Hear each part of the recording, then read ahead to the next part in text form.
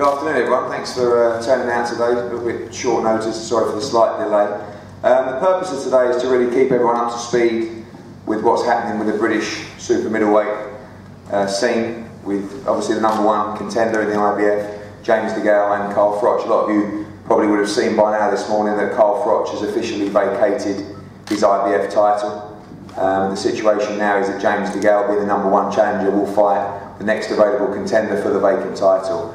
That person is Andre Dirrel, and negotiations have now commenced with Andre Dirrel to fight James DeGale for the vacant title. A lot of discussions, and I've seen some stuff on Twitter saying that's secured for April the 25th. Not the case. April the 25th is the date that we have booked at the O2 Arena for the date we believe that James DeGale will fight for the vacant IBF World title.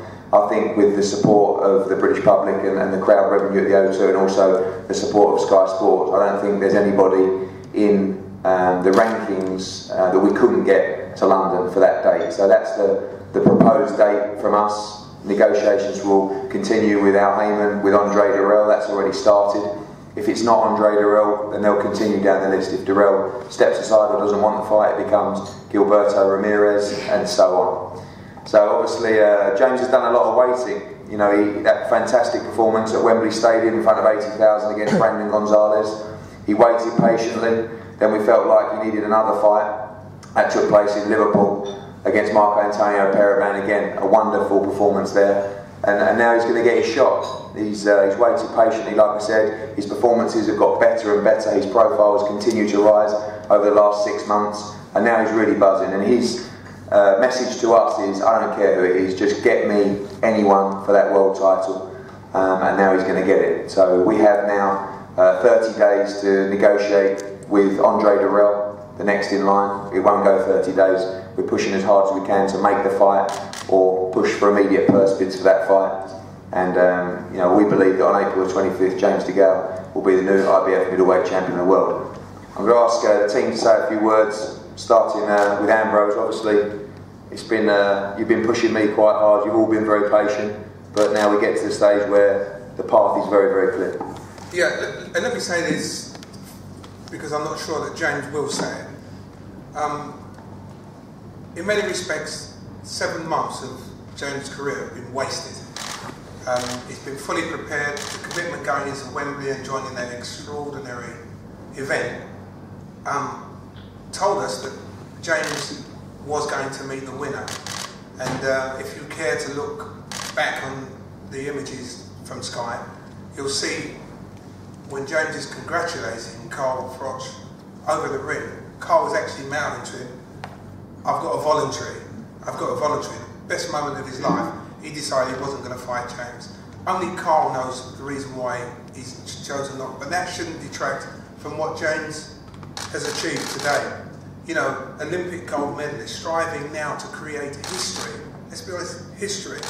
No British fighter ever has won Olympic boxing gold medal and gone on to become world professional champion. That's uppermost in James's thoughts, and therefore, as was just said, James doesn't care who it is that he fights. If it was Andre Ward, then that's who he's going to fight, and more importantly, that's who he's going to beat.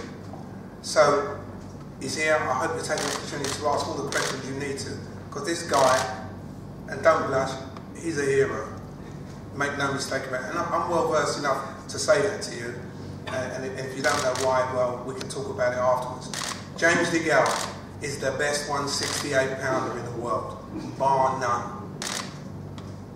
Thank you, Ambrose. Jimmy, obviously you've seen some great performances from James over the last 6 months. Your confidence in James just continues to grow and grow. You've got massive belief that now's a time where he'll become world champion.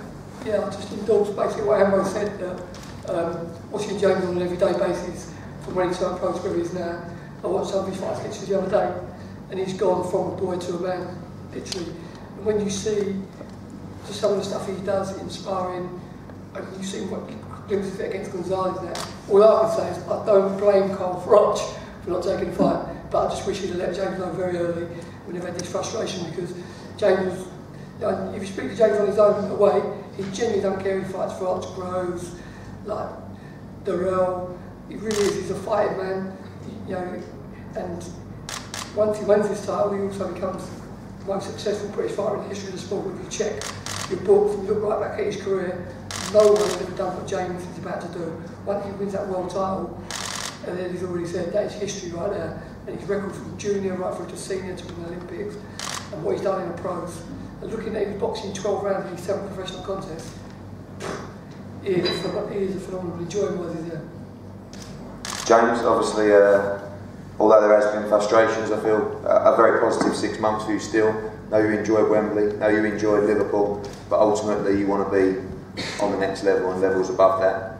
And now Dirrel is certainly a fight, 2 elite super middleweights.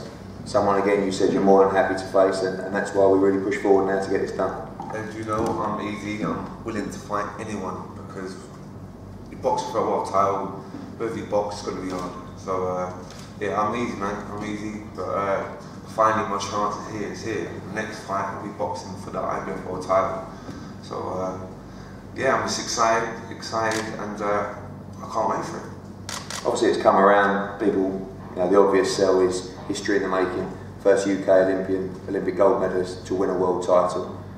You feel this is just part of you know, the natural progress for you now? I know it's a huge deal, a huge fight, but massive confidence going into the fight. Massive. Obviously it is Dirrel. It's a tricky, hard fight. 2 good southpaws, 2 probably the best 168 fighters out there, probably, apart from Wall, obviously. So yeah, I'm just looking forward to the fight. It's going to be tricky, but trust me, I'm making history. The first British Olympic gold medalist to win the world title, and yeah. Thank you. Guys, we're in a very tight room here, so we're in a nice chatting community. We can open the floor to questions. James, I know the hip injury is cleared up, but can you just tell me what you think the biggest improvements are you've made in the last 2 years? I'm always learning in the gym. I'm always learning. I'm working different stuff constantly. But you don't understand that groin operation I had. I had 2 operations on my groin. That just done me for 1.5 years. Since I boxed in Asia in Denmark a couple of years ago, I've been injured since then. So it feels like, probably watched my last 2 fights, I've made loads of improvements, but it's not. It was my injury. I couldn't move, I couldn't punch hard, I couldn't twist properly, and now that it's cleared and it's been fixed, you're seeing the real me.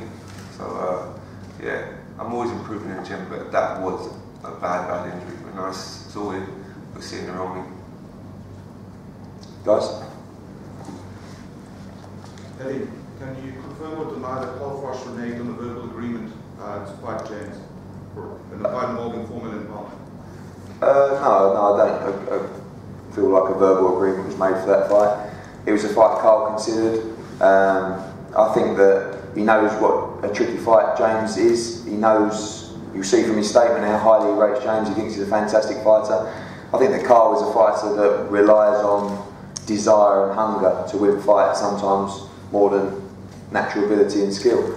And I think if he's, at this stage of his career, not up for a fight, I don't think he's going to take it. You know, we were very close to the Chavez fight. He could have taken that fight, albeit with an injury. But I think previous fights, with more hunger, he may have gone through that fight. So I don't think there's any pure guarantee that Carl Froch will fight again. But obviously, if it does, it won't be till the summer anyway. So there was no verbal agreement? No.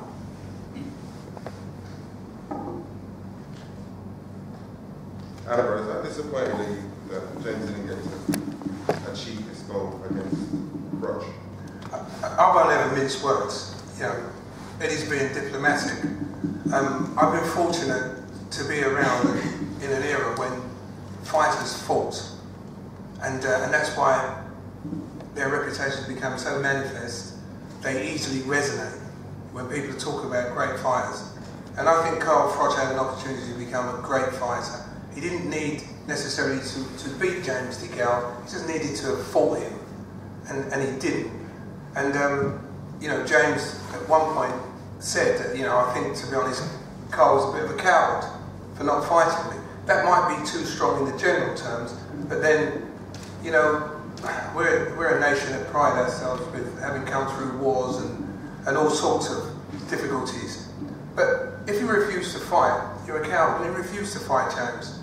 You know, it's all very well looking down. I sincerely hope he doesn't retire, because James is going to go in and annex the world title. And if Carl is still there in front of him, then he'll have another opportunity. Once, you know, is a mistake. Twice is deliberate. So I'm not disappointed, because I know James's sole goal is to become the first, the history maker, as a standard bearer. This wonderful nation that we're in, that we are part of, has never, ever produced an Olympic boxing gold medalist who's gone on to become world champion. Just think of some of the fighters that we've had in this country. It's amazing. So this is all about James DeGale. It's not about Matchroom, it's not about Ambrose, it's not about Jim, it's about James DeGale.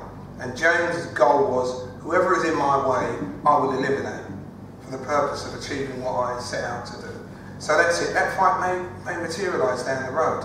We just don't know. But it's such a shame that it didn't happen. It really, really is, because now was the right time. Jim, regarding training camp for James, when will that get underway, and will you do anything different this time around? James is phenomenal. The problem with James is holding him back sometimes. So because the date is in time, he's already ticking over, he's already sparring, he's already doing bits and pieces. Then just give him a few days off now, and then it'll restart. But he's always in the gym anyway, he's always ticking over, and it's just a matter of him holding him where he is and then bringing him. He's probably on a 7 or 8 right now, to be honest. And then by the time he boxes, and he hits what he's going to be out next, like 12 weeks, whatever it is, then he'll be in absolutely phenomenal shape. And all the targets that I set out for James when he turned pro many, many years ago now, he's now hitting them targets. And for this fight, he hit every single one of them. And he knows before he goes in, it ain't no joke, he knows what's expected of him. And that's why sometimes he goes into himself about it before he gets ready for a big fight. And he's so motivated for this fight, and he doesn't genuinely care who's in the other corner. He just wants to be world champion. He's always wanted to be world champion. He wants to create a history. So the problem with bringing this fight is probably holding him back in training, to be honest, because he's on it, he's proper on it. Anything you ask him to do, he'll do and some. Okay guys, obviously everyone here is available for one-on-ones. I think James got a live with Sky Sports as well now. So just to remind you of the situation now, the IBF will send out a letter when they wake up for negotiations to begin between James DeGale and the next available challenger, which is Andre Dirrel. Those negotiations have actually already started. We'll have 28 days to do so, and then there'll be purse bids. It's not going 28 days. We can call for purse bids any time. I believe a deal will be reached. If not, we'll move down to Ramirez and so on. But as I said, with the support that James has got, I'm very confident that April 25th will be the date that James DeGale becomes the IBF champion of the world. So thank you for coming, and await further news. Thank you very much. Just one last thing. Sorry, Ambrose. It's James' birthday today. You won't thank me for saying it. Ed, great present. Well, listen, you guys have been patient, and obviously I didn't want to embarrass him with that, because I know he's a shy guy. But no, it's good news, and I think James deserves it. You know, I think over the past he's had his fights with obviously George Groves and so forth, and I think sometimes he's got the bad end of the stick from the British public, a few boos, and I think the way he's conducted himself, particularly over the last 6 months, makes people believe that, you know, he is a true performer and a great athlete. And of course there's been plenty talked about the George Groves fight, and you know, he had the opportunity to make that fight, and that's another story, but we won't go there. But I think everyone in this room probably believes that James DeGale will beat George Groves now. I think most do.